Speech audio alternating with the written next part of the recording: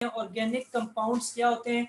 Organic compounds का जैसे अभी थोड़ी देर पहले मैंने जिक्र किया था कि ऑर्गेनिक कंपाउंड्स ऐसा कोई भी कंपाउंड जिसमें क्या शामिल होता है, कार्बन एक एसेंशियल कंपोनेंट होता है, उसको ऑर्गेनिक कंपाउंड कहा जाता है।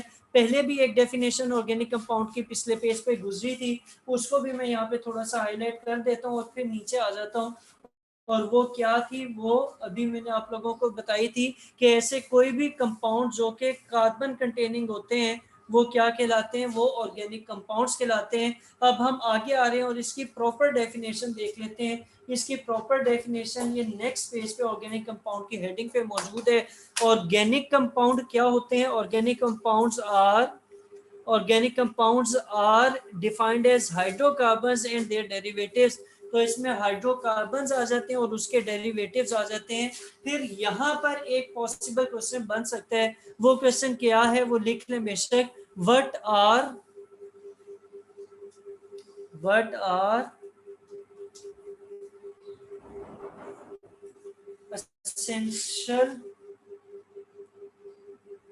constituents of organic compounds in addition to carbon। अच्छा, what are essential constituents of organic compounds in addition to carbon। Button दबाएं उसका, हीटअप ना हो गया। अगर नहीं भी नजर आ रहा बुक से देख लीजिएगा, मैं बता देता हूँ। इसमें जो है वो हम कहते हैं कि ऑर्गेनिक कंपाउंड्स में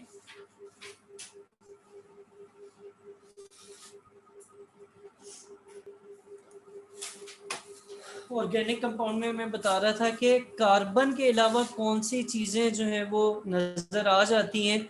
उनमें यहाँ पर मेंशन हुआ है कि डिटेल स्टडी जब ऑर्गेनिक कंपाउंड्स की गई तो पता चला कि कार्बन के साथ साथ hydrogen, oxygen, nitrogen, sulphur, phosphorus और हेलोजेंस भी जो है वो इनमें पाए जाते थे। कि कार्बन की जो है वो इनके साथ बॉन्डिंग हुई हुई होती है और उससे जो है वो मुख्तलिफ फंक्शनल ग्रुप्स बनते हैं जिनको हमने आगे जाके डिटेल में देखना है।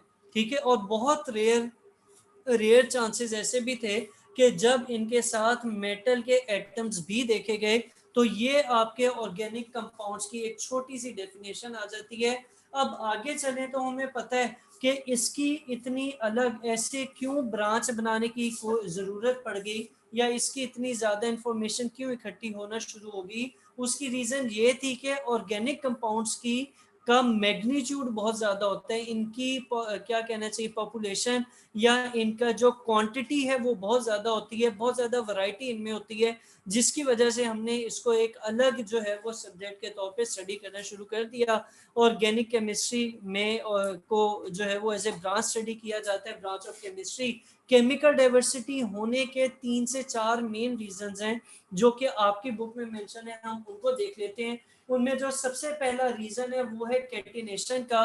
कैटिनेशन की डेफिनेशन अगर आप देखते हैं तो कैटिनेशन को वो कहते हैं कि कैटिनेशन क्या चीज है, ये सेल्फ लिंकिंग एबिलिटी है कार्बन की। कि कार्बन जो है उसमें ये एबिलिटी होती है कि वो अपने ही के साथ क्या कर लेता है, बॉन्ड बना लेता है, लॉन्ग चेन्स भी बना लेता है, ब्रांच एंड और रिंग्स भी बना लेता है।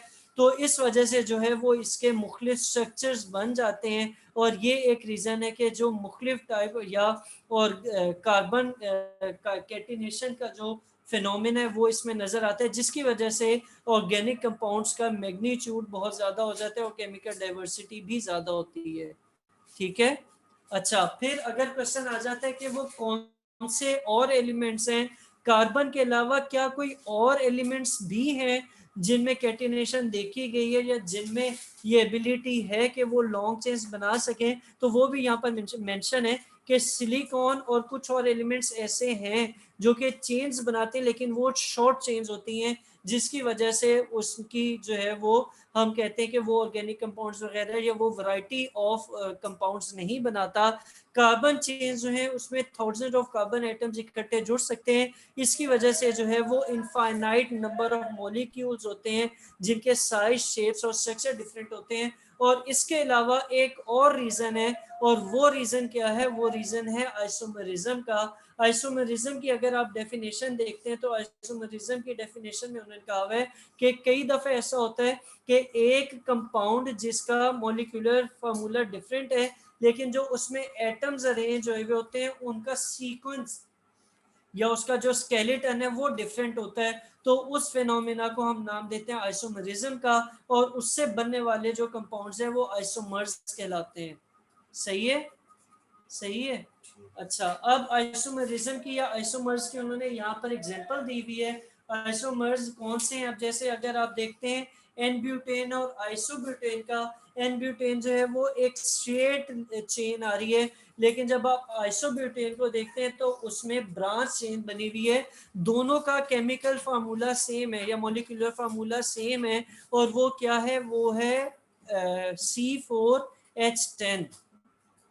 ठीक हो गया। और इसके साथ अगर आप पेंटेन की बात करते हैं तो पेंटेन के कितने आइसोमर्स हैं? पेंटेन के 3 आइसोमर्स हैं, जिनमें एन पेंटेन आता है, आइसोपेंटेन आता है और नियोपेंटेन आता है। एन पेंटेन एक स्ट्रेट चेन कंपाउंड होगा जिनमें सारे स्ट्रेट चेन बनी हुई होगी। आइसोपेंटेन में सेकंड वाले कंपोनेंट के साथ एक CH3 जुड़ा हुआ होता है, ब्रांच चेन होता है। और नियोपेंटेन जो है वो सिंगल सेंटर में कार्बन एटम होता है और उसके इर्द गिर्द 3 CH3 बॉन्ड अटैच हुए होते हैं। तो इस तरीके से ये 3 आइसोमर्स बनते हैं किसके? पेंटेन के। सही है, सही है। अच्छा, फिर आगे चलते हैं तो यहाँ पर उन्होंने इसी तरह बताया हुआ है कि ये C5H12 के 12 बने थे, तो हेक्सेन होते हैं C6H14 मेरा ख्याल है, उसके 5 आइसोमर्स बनते हैं। उनको भी हम बारी बारी देख सकते हैं, लेकिन अभी जो है वो हम अगले स्टेप पे चलते हैं। अभी तक हमने 2 रीजंस किए हैं किसकी, डाइवर्सिटी ऑफ ऑर्गेनिक कंपाउंड्स की। वो क्या थी? पहली थी कैटिनेशन और दूसरी थी आइसोमरिज्म। अब हम तीसरे की तरफ जा रहे हैं कि तीसरी जो रीजन है इसकी वो ये है कि कार्बन मल्टीपल बॉन्ड्स भी बना सकते हैं अपने साथ, और वो मल्टीपल बॉन्ड सिंगल भी हो सकता है, डबल भी हो सकता है और ट्रिपल भी हो सकते हैं। जैसे नाइट्रोजन अपने साथ ट्रिपल बॉन्ड बनाता है, तो कार्बन भी अपने साथ सिंगल, डबल या ट्रिपल बॉन्ड बना सकता है, या कार्बन जो है वो मुख्तलिफ एलिमेंट्स के साथ सिंगल, डबल या ट्रिपल बॉन्ड बना सकते हैं। तो ये भी एक रीज़न है कि जो आपके मिलियंस ऑफ ऑर्गेनिक कंपाउंड्स हैं वो दुनिया में पाए जाते हैं, उसकी एक रीज़न ये भी है कि कार्बन जो है वो मल्टीपल बॉन्ड्स बना सकता है। ठीक है, ठीक है। अच्छा जी, अब आगे चलते हैं जनरल कैरेक्टरिस्टिक्स फिलहाल देख लेते हैं थोड़ा सा, और फिर हम